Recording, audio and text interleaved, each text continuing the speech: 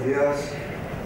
Encantado de estar aquí. Creo que actos como este y con una asistencia tan numerosa tendrían que... es algo que tienen que hacer los partidos y el debate puede ser interesante. Intentaré ceñirme a los 25 minutos que me ha dado Carlos para después dejar muchas cosas pendientes, por supuesto, y después discutirlas en el debate. Vamos a ver, la separación de los poderes públicos. Este es el título que se ha puesto a este tema de esta mañana. Yo empezaría hablando de la separación de poderes, el concepto mismo, de la separación de poderes en la Constitución española, y después, una vez visto esto, es decir, la estructura de esto, hay un elemento que explica el funcionamiento, que son los partidos políticos. Creo que es un tema que esta tarde se volverá a repetir, porque el sistema electoral y partidos políticos van muy ligados, pero haré algunos apuntes aquí al final. En primer lugar, la separación de poderes. Vamos a ver. Primera cuestión es que lo que llamamos separación de poderes, y que Alfonso Guerra dijo Montesquieu ha muerto, o se le atribuye esto en principios de los 80, Montesquieu ni los norteamericanos, que también teorizaron esto en el siglo XVIII, hablaban de separación estricta, hablaban de división de poderes, pero, y en este caso es sacado del mismo Montesquieu, no solo implicaba separación entre poderes, sino también controles entre ellos y al final unidad. Porque si no hubiera unidad, sería que el Parlamento de un Estado dice una cosa, los jueces dicen otra, el gobierno dice otra, y el ciudadano se quedaría, bueno, vale, ¿quién me manda al final? Tiene al final todo que reconducirse a la unidad. Por lo tanto, la separación de poderes tiene estos tres elementos en Montesquieu mismo. Separación, ¿qué quiere decir? Pues que cada una de las funciones legislativa, ejecutiva o judicial que ejercen estos poderes ha de tener un titular diferente, ha de tener un sujeto diferente que sea el que lleve a cabo esta función. O sea, el legislador, el Parlamento principalmente, el Ejecutivo y el Poder Judicial, los jueces, el Ejecutivo, el Gobierno, la Administración y los jueces. Por lo tanto, esto sería el principio de separación, a funciones diferentes, poderes separados. Segundo lugar, pero muy importante, tan importante como la separación, o más, controles entre estos poderes. Estos poderes no están cada uno aislado haciendo su función, sino que tienen que colaborar entre ellos y que controlarse mutuamente. Por tanto, hay una interdependencia de estos poderes. Después lo veremos en la Constitución española. En tercer lugar, yo les decía el principio de unidad.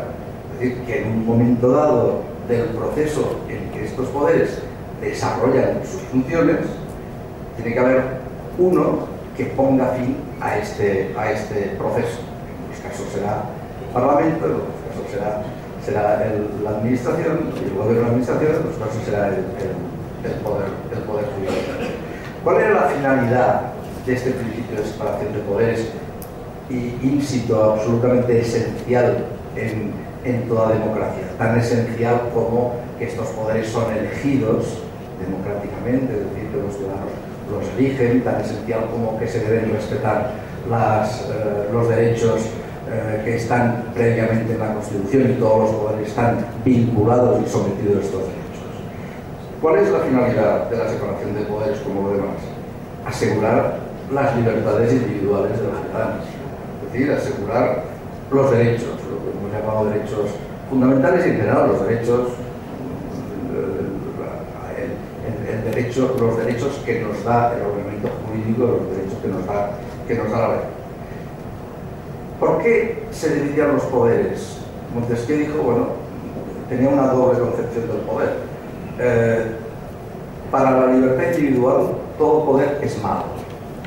Todo poder me limita. Y por tanto, todo poder es malo. Ahora, dicho esto, añadía, también el poder es necesario en la sociedad. Y por tanto, ya que todo poder es malo, pero necesario, porque su ausencia sería peor, lo que tenemos que hacer es dividir este poder y, para que no se convierta en un poder absoluto, y equilibrarlo, dando a cada uno de los órganos que componen el poder, que componen el Estado, en definitiva, unas determinadas funciones, que también llamamos competencias. Esta es la idea básica de Montesquieu, y es la idea básica que creo que es vigente todavía. Por tanto, los poderes tienen que tener funciones separadas, tienen que controlarse entre ellos para reducir el peligro de que uno de ellos tenga una preeminencia excesiva sobre los demás, y esto lo expresaba Montesquieu diciendo aquello de que el poder frene al poder, que un poder frene al siguiente. Montesquieu es central en esto, pero visto desde hoy también otro foco en este momento de la historia tan básico que es la época de la Ilustración, la segunda mitad del XVIII especialmente, que es tan básico para la filosofía política todavía actual.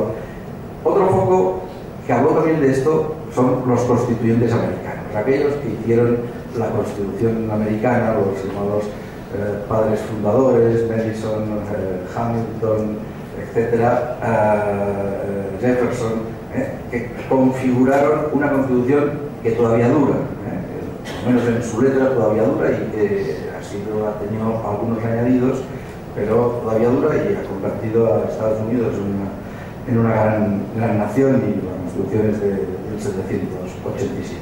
Y en este punto de los poderes añadieron tres aspectos fundamentales.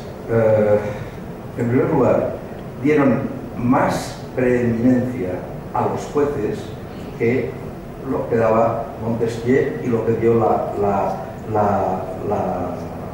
Revolución Francesa. Es decir, más poder a los jueces, que los jueces controlaran no solo a los conflictos entre personas, sino que incluso controlaran las leyes. Y en último término, cualquier juez pueda inaplicar una ley por considerar que es contraria a la Constitución. Y por tanto, allí a los jueces, y el siguiente ponente tratará el tema de la justicia en mucha mayor profundidad, pero ahí están los americanos que dijeron, bueno, los jueces en una sociedad son muy importantes porque son los que amparan los derechos para que se les aplique la ley de forma adecuada, y además también crearon el sistema de que hay una jerarquía entre la Constitución y las leyes. Porque nosotros nacerá el Tribunal Constitucional en el mundo europeo en el siglo XX, y que para los norteamericanos es algo ya vigente desde el principio. El Tribunal Supremo, los jueces pueden inaplicar, no aplicar la ley. El Tribunal Supremo de Estados Unidos lo que puede hacer es decir a los demás jueces que esta ley no debe ser aplicada porque es contraria a la Constitución, y por tanto se mantiene como garantía de la Constitución. Por lo tanto, un primer añadido más. En segundo lugar, los norteamericanos crearon una nueva división de poderes, que se llamaba la división vertical. Es decir, hay unos poderes federales que pertenecen al conjunto de Estados Unidos, en los órganos federales, presidente, Congreso, Tribunal Supremo, como órganos básicos, y después otros órganos en los estados, en cada uno de los estados, que a su vez hacen leyes, que a su vez tienen sus propios jueces y su propio gobierno, presidido por un gobernador, el equivalente de lo que hoy aquí sería presidente de comunidad autónoma. Por lo tanto, es otro aspecto de la división de poderes. No ya es ejecutivo, legislativo, judicial, sino que es federación y estados federados.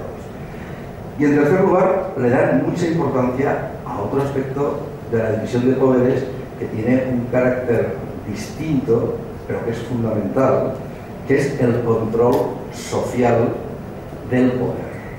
Si decimos que la división de poderes es controles, pues hay un elemento esencial del control del poder, que es el control que ejerce la opinión pública.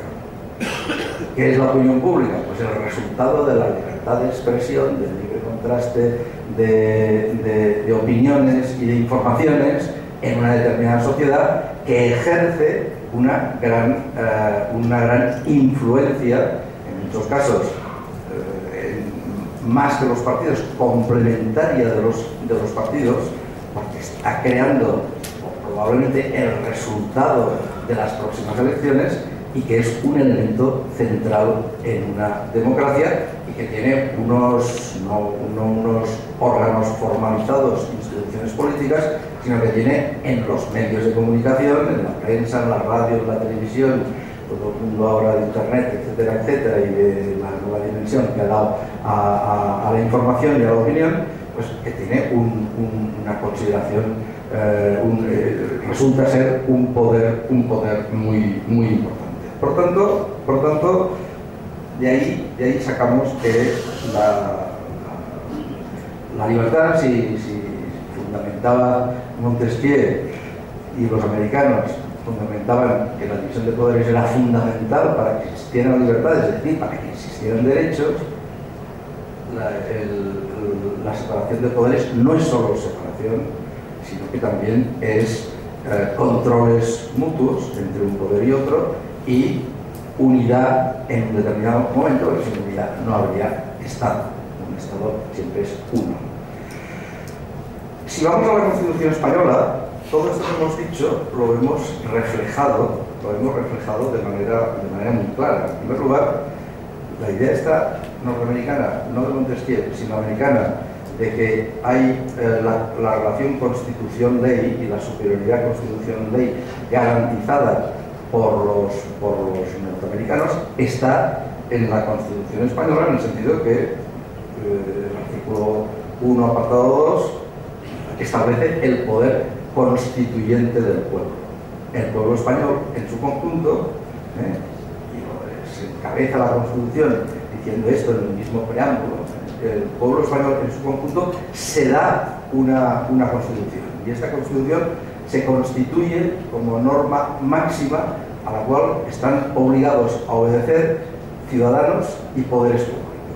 Artículo 9.1 de la misma Constitución. Y esto es un principio fundamental que, como podemos ver cada día en la prensa, se vulnera desde todos los puntos de vista, tanto en las declaraciones de muchos políticos como en las opiniones de muchos periodistas, informaciones de periodistas o opiniones de analistas políticos. Se desconoce, la Constitución queda como algo que, bueno, es una ley política que se puede manejar a su antojo. No, la Constitución es una norma que está situada por encima del resto de los poderes públicos. ¿Por qué? Porque proviene de un poder que es el primero, que es el poder constituyente, el poder que crea una Constitución y que crea un Estado. Cuando decimos el rey Juan Carlos es el rey de España desde el año 75, a la muerte de Franco, porque lo sucedió de acuerdo con las leyes franquistas, estamos diciendo una media verdad. Por un lado es cierto, porque según la legalidad de entonces, es que podemos hablar de legalidad en una época de dictadura, pero la legalidad de entonces le configuraba como un rey. Pero a partir de entrar en vigencia como un rey, con los atributos, funciones, etcétera, que tenía con la legislación de entonces. Pero a partir de la entrada en vigencia de la Constitución, del 30 de de diciembre, creo, del año 78, de 1978, el momento en que entra la Constitución, aquella persona física, que es el rey Juan Carlos, se convierte en otro rey, se convierte en otro rey que tiene un estatus, que tiene unas capacidades y que tiene unas competencias distintas a las que tenía antes. Por supuesto, antes tenía poderes. En la Constitución es un rey parlamentario, por lo tanto, un rey sin poderes, el rey de una monarquía parlamentaria que no tiene ni el poder legislativo, ni el poder ejecutivo, ni el poder judicial, que tiene competencias de otro tipo, pero que no vinculan, no pueden vincular, porque no es elegido, no pueden vincular directamente a ningún ciudadano. Por tanto, la Constitución, o sea, el poder constituyente lo tiene quien es titular de la soberanía. Y lo que hace es crear, por un lado,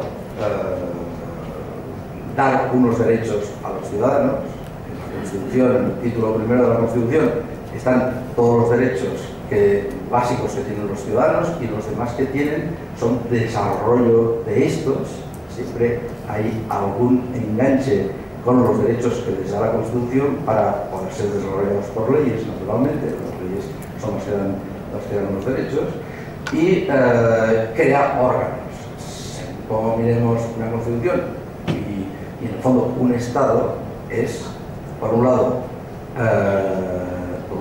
leyes, ordenamiento jurídico, Constitución, leyes, reglamentos, etcétera, decretos, todo tipo de normas jurídicas. Por un lado es esto, y por otro lado son órganos, que a su vez son los que crean estas leyes. El Parlamento crea, el Poder Constituyente crea la Constitución, para los Cortes Generales en el caso de España y los parlamentos autonómicos crean leyes, el gobierno y administración crean los reglamentos y los jueces dictan sentencias y actos. Y por tanto, ahí se acaban y actos administrativos de la administración, y ahí se acaba, digamos, el Estado, en el fondo, desde el punto de vista jurídico, desde el punto de vista sociológico, histórico, etc. Desde el punto de vista jurídico es esto: órganos y normas. De estos poderes constituidos, se crea el poder constituyente de un lado, y los poderes constituidos, estos otros, el Cortes General, el rey, el Cortes General, la corona, los Cortes Generales, el gobierno, etcétera, etcétera. En estos hay dos especiales en relación con la Constitución, que es el Tribunal Constitucional, que es el más alto tribunal que en último término interpreta la Constitución, es decir, encuentra significado a las palabras de las cuales, o las frases que componen la Constitución, y por tanto este significado, que siempre esta interpretación, que siempre puede ser vista desde un ángulo o de otro, pero en cierto margen, pues de alguna manera va participando en el Poder Constituyente, y en cualquier momento cualquier ley del Estado, vía cuestión de constitucionalidad, puede ser presentada delante del Tribunal Constitucional por un juez. Y por tanto siempre hay una revisión, siempre está latente una revisión de constitucionalidad de la ley. Y en segundo lugar está el poder de reforma. Las constituciones, no la Constitución norteamericana, pero las constituciones ya en el siglo XIX y sobre todo en el XX, pueden ser reformadas. Normalmente, como la Constitución por sí misma tiene que ser un texto estable, un valor constitucional es la estabilidad, pues la Constitución tiene un método de reforma más difícil que las leyes. No se reforma igual que una ley, sino que tiene un sistema distinto. Bien, a partir de ahí, o sea, este es un primer aspecto, una primera división de poderes: poder constituyente y poderes constituidos. El poder constituyente tiene el pueblo, que es titular de la soberanía, que hace una constitución, que puede reformarla, un tribunal constitucional que le interpreta en último término. Todos los órganos interpretan la Constitución, pero el Tribunal Constitucional es quien tiene la última palabra en esta interpretación, dentro de sus competencias y a través de los procedimientos establecidos, y poder de reforma, poder constituyente derivado, que sigue residiendo en el pueblo o en los representantes del pueblo, y que en muchos casos, en los casos más relevantes, puede necesitar finalizar un procedimiento de reforma a través de un referéndum. Este es un primer aspecto. Un segundo aspecto, la división horizontal de poderes, es decir, los órganos constitucionales. Tenemos la corona, que es un poder que podríamos llamar neutro, un poder sin poderes, pero dotado de una autoritas determinada y con unas funciones de relación entre estos mismos poderes. En segundo lugar están los poderes clásicos, los que todo el mundo entiende la división de poderes: Parlamento, Congreso de los Diputados, Cortes Generales, Congreso y Senado, Gobierno, presidente del Gobierno y Administración, y Poder Judicial, jueces ordinarios y Tribunal Constitucional, y un poder del que se hablará luego, el Consejo General del Poder Judicial, que no es un órgano jurisdiccional, no actúan como jueces, sino actúan como poder político.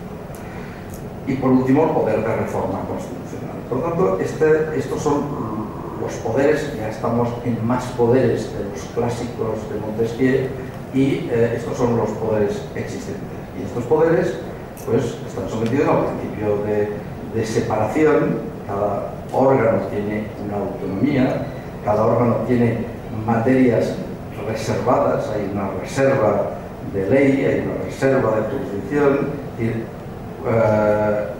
cada órgano tiene un núcleo de poderes indisponibles que no pueden llevar a cabo los demás órganos, y después hay incompatibilidades en quienes desempeñan estos poderes por cuestión de función. Puede ser que uno sea juez y a la vez sea funcionario, ya que este funcionario podría resolver, este juez que es a la vez juez y funcionario, cuestiones que impedirían su imparcialidad en el momento de juzgar. No sería un juez con la imparcialidad suficiente.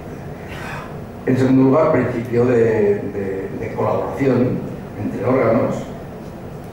Todos los titulares de los poderes son nombrados por otros poderes. El Tribunal Constitucional pues, es nombrado parte por el Congreso, parte por el Senado, parte por el Consejo del Poder Judicial, parte por el Gobierno, con determinados procedimientos y los plazos determinados. Por tanto, y así seguiríamos. El poder de nombramiento de un poder respecto a otro es enormemente importante. Cooperan desde el punto de vista funcional también, procedimiento legislativo, pues puede empezar el Gobierno, después pasa al Congreso, después pasa al Senado, tal, en su caso vuelve al Congreso, y ahí podríamos ver cómo no hay separación estricta, sino también colaboración. En tercer lugar, función fundamental, controles entre estos poderes. La idea de control es derivada de que todo poder es limitado y alguien tiene que garantizar que no se extralimite. Por tanto, los poderes son siempre, cualquier poder debe ser responsable, en alguna manera responsable ante otro poder. El equilibrio que decíamos antes, los controles mutuos que garantizan que ningún poder se imponga, y estos controles pueden ser o bien jurídicos, que un poder determinado, que un órgano de la administración o un municipio no se adecua a la ley y que esto pueda ser impugnado o por otro poder o por los ciudadanos, depende, y que un juez, en este caso, pues sentencioso en principio, pues lo resuelva el conflicto. Por tanto, desde el punto de vista de controles jurídicos, no solo los jueces los controlan, pero sí que hay una relevancia del poder jurisdiccional. Pero después están los controles políticos que se ejercen desde parámetros de conveniencia o oportunidad, por razones pues, lógicas, por razones técnicas, etcétera, son los controles que hace, por ejemplo, un parlamento respecto de un gobierno, respecto de una ley en formación. Entonces, no, mire, es que usted esta ley, este artículo lo tiene que cambiar porque se lo hace así, pues nosotros creemos que no se defiende suficientemente este sector de intereses, el uno del otro, etcétera. Cuando distingamos entre controles jurídicos y controles políticos. Y en tercer lugar, el control social. Como refería antes, el control muy importante de la opinión pública, que a través de la garantía de la libertad de expresión pues, critica la actuación de los poderes públicos. Y en este punto, también dentro del control social, hay que ver, porque son, como decía Albert antes, no son órganos, sino que son asociaciones privadas de un carácter muy especial, los partidos políticos. Los partidos políticos pues, también son órganos de control de los diversos poderes, y lo vemos cada día en sus declaraciones de unos y otros. Y por último, en quinto lugar, el principio de unidad. Es decir, todo poder elabora sus decisiones a través de un determinado proceso. Una ley empieza pues normalmente por un proyecto de ley o por una proposición de ley, sufre un proceso de discusión parlamentaria, etcétera, etcétera, y acaba hasta que es sancionada, promulgada y publicada, y entonces entra en vigor. Una vez entra en vigor se puede reformar, pero aquella ley tiene un carácter, en términos procesales, digamos, de firmeza. E igual, la sentencia pues, pone fin a un determinado proceso y si no es recurrible delante de otra instancia, pues se considera firme y con esto se garantiza la seguridad jurídica, que la sentencia, en principio, si no hay un recurso excepcional posterior, se considera firme. En todo esto, la Tribunal Constitucional goza de una preeminencia, dado que puede resolver a propuesta de un juez determinado en cualquier momento de vigencia de una ley o en conflictos de competencia, tiene capacidad para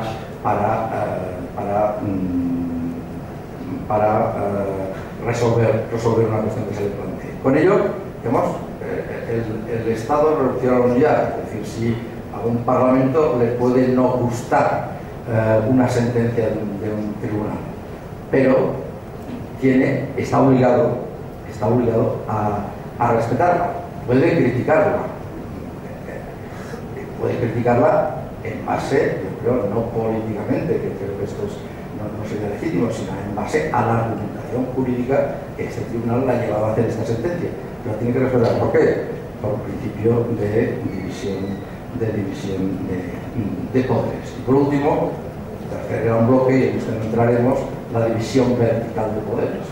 Creo que no toca hoy, dentro de Ciudadanos ha sido un tema muy recurrente, que es la organización territorial del poder. El Estado de las autonomías, que es pues, la separación de competencias del Estado por un lado y de los poderes por otro. Por tanto, con esto que hemos dicho más o menos y con rapidez, pasando por encima muchas cosas, hemos dado una visión, digamos, anatómica, la anatomía de la división de poderes. Como podemos hablar de la anatomía de nuestro cuerpo, si describimos nuestros huesos y nuestros músculos, si hay aquí algún médico que me perdone si digo una tontería, pero quizá me entienden, pues hemos descrito el cuerpo de una persona. Pero tiene algo más del cuerpo de una persona, tiene cómo estos huesos, estos músculos pues funcionan, no resisten, los otros son los que facilitan el movimiento, etc. Y qué hay para todo esto, en mi pobre visión médica, equivocada seguro, pues hay un elemento que es la sangre, ¿no? La sangre nos hace movernos, ¿no? La sangre nos impulsa para que estos huesos y estos músculos no sean una cosa en reposo, sin funcionar. ¿Qué hace funcionar todo este sistema que he descrito de división de poderes como elemento esencial? Hay otros también, pero ¿qué lo hace funcionar? En nuestro sistema, los partidos políticos. Porque los partidos políticos, porque estamos en un estado de partidos, y no podemos estar en otra cosa que no sea un estado de partidos. Todas las democracias lo están. Otra cosa es que dentro de los estados de partidos puedan hacer variedades, y otra cosa es que nuestro estado de partidos funcione mal. Probablemente por esto estamos aquí, y probablemente por esto se queden ciudadanos también. Pero el estado de partidos funciona mal, pero no podemos salirnos de un estado de partidos. Ya no es un estado de ciudadanos individuales. El sujeto político en el siglo XX, con países como el nuestro, grandes, etcétera, forzosamente tiene que ser un estado de partidos, una democracia de partidos. Los partidos expresan entre todos, no uno de ellos, sino entre todos, el pluralismo político. Son los cauces por los cuales se canaliza la voluntad popular, y al cabo acabamos en unas elecciones y optamos por votar a uno de ellos, o por no votar, o por votar en blanco, y son un instrumento fundamental, no el único, por supuesto, pero fundamental de participación política. Depositamos un voto y esto es un elemento central. No el único, porque entre una elección y otra también hay muchos métodos de participación. Hoy estamos participando en la discusión que se hará, estamos participando en esto. Pero al final se acaba esto. Por tanto, los partidos están bien definidos en el artículo 6.1 de la Constitución. Los partidos tienen básicamente estas tres funciones: expresar el pluralismo, pues, formar la voluntad popular y ser el cauce básico de participación política. Ello quiere decir que el proceso, que los partidos son fundamentales desde el momento del proceso electoral que pone en funcionamiento toda la máquina, todo el proceso democrático, toda la máquina democrática. Empieza por unas elecciones, estas elecciones forman unos parlamentos, estos parlamentos se reúnen después y forman unos gobiernos, estos gobiernos designan los altos cargos de la administración, y ahí empieza, así se ejerce la política, y por tanto los partidos no solo ganan unas elecciones, sino que son responsables de cómo se componen los órganos políticos y la dirección máxima de la administración, y a su vez son responsables también del contenido de las normas, de las leyes, de los reglamentos que se hacen. Por tanto, este es un aspecto muy importante. Y ahí nos encontramos con un tema que yo ahora solo digo dos cosas, porque ya me estoy pasando de 5 minutos, perdón, y segundo, porque esta tarde volveremos a ello y después en el debate también. Pero estamos en la necesidad, Rivera lo ha dicho antes, estamos en un momento quizá histórico que se ha tomado conciencia de que hay una crisis política, de que las encuestas dan que los políticos son un problema, que las instituciones no funcionan, que los partidos también, etc. Y yo creo que es el momento de empujar, porque si no se empuja, no será, empujar desde abajo para reformar, empezando por reformar los partidos. Yo creo que es el desencadenante a partir del cual se regenerará la política. Y ahí tenemos pues algunas posibilidades de reforma: listas abiertas o listas no bloqueadas. Creo que dará poco resultado, pero seguramente hay que hacerlo.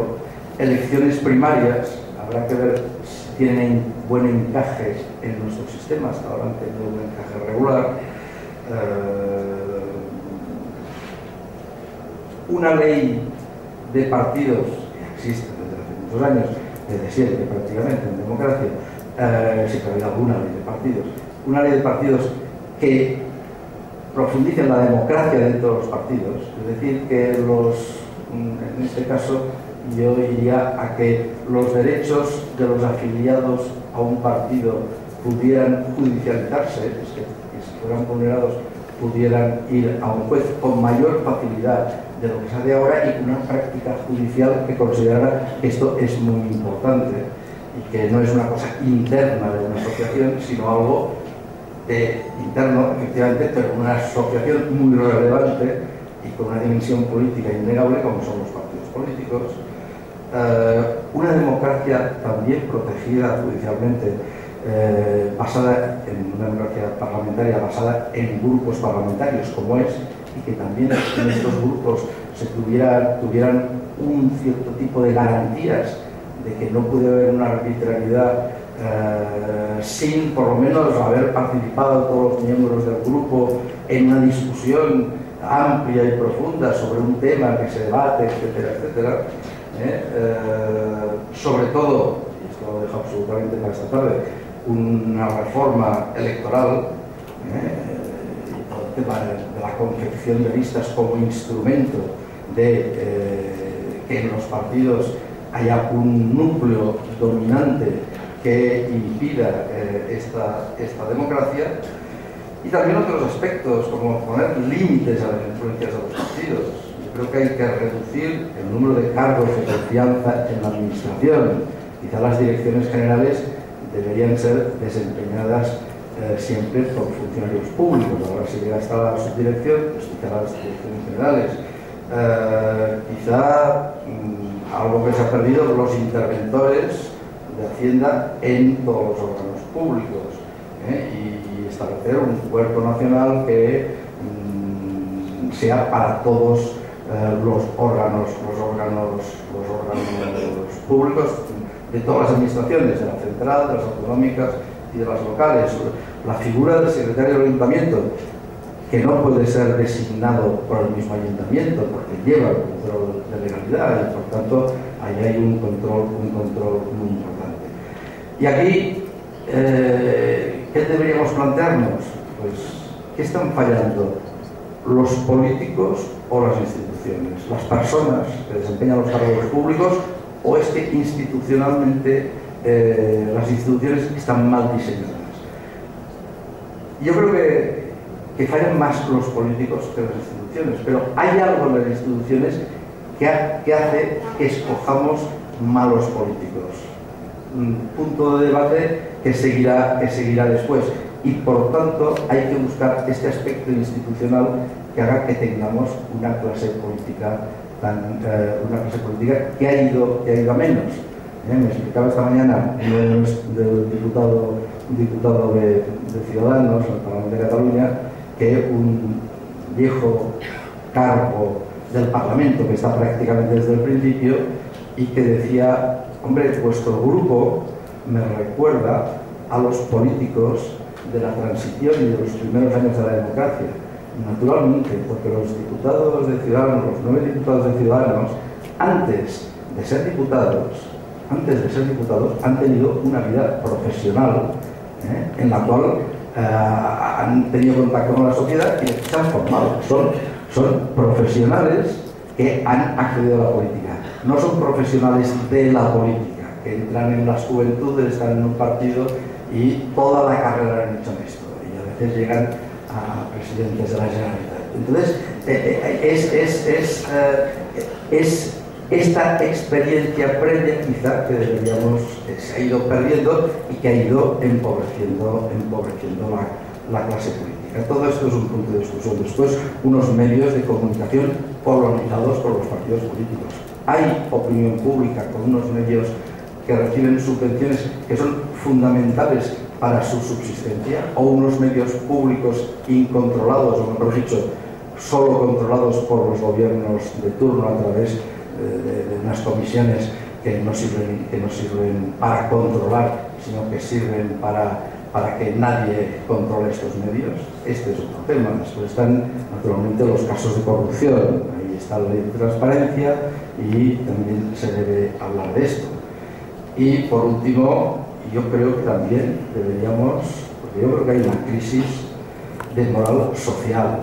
No demos siempre la culpa de todo a los políticos y a las instituciones políticas. Mirémonos también a nosotros mismos. Mirémonos también a nosotros mismos. Cuando a veces un empresario, un gran empresario de una empresa importante, me dice esto, los políticos es un desastre y tal y cual, porque mira lo que sale en la prensa. Y yo a veces le digo, oye, ¿y si tú en tu empresa tuvieras cada día unos cuantos periodistas de prensa, radio y televisión que fueran entrevistando a tu secretaria, al jefe de finanzas, a no sé cuántos, a de los sindicatos, etcétera, y esto saliera inmediatamente al cabo de un minuto en los medios, por internet, etcétera, y por los periódicos, o los periódicos en papel al día siguiente, y las noticias no fueran suficientemente comprobadas, etcétera, y pasaran papeles falsos, porque ahí pues, seguro que no quedarías tú tan mal o peor como los políticos. Por tanto, en estas quejas así tan generalizadas contra los políticos, también que la sociedad española se mire a sí misma si está cumpliendo ella con los deberes que tiene ella y también con los deberes que tiene con esta clase política, porque muchas de ellas también se alimentan de subvenciones, de concesiones administrativas y de otros favores que tiene el poder, que por tanto nunca critican al poder por todo esto. Por tanto, con esto concluyo, es una crisis institucional sin duda, es una crisis de clase política, de personas, pero también es una crisis de moral social. Nada más, gracias.